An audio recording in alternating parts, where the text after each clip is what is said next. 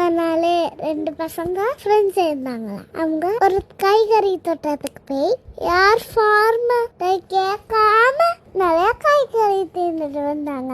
அந்த காய்கறியில அவங்க அம்மா கிட்ட கொடுத்து வாங்கி சொன்னாங்களாம்.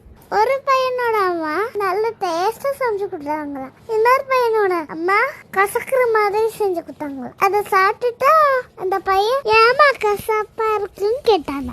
நீ திருடிட்டு தானே வந்த, அந்த காய்கறி கரெக்டா கேட்கணும் தானே வந்த, அதனாலதான் கசப்பா இருக்கு, இனிமே இந்த கப்பை செய்யாத சொன்னாங்க. அந்த டேஸ்ட் செஞ்சு கொடுத்த பையன் அந்த டேஸ்டுக்காக திரும்ப திருட போனாங்களா. இன்னொரு நாள் அவன் ஃபார்மர்ட்ட மாட்டிக்கிட்டானா. ஃபார்மர் அவனை கட்டி வச்சு நல்லா திட்டுனானா.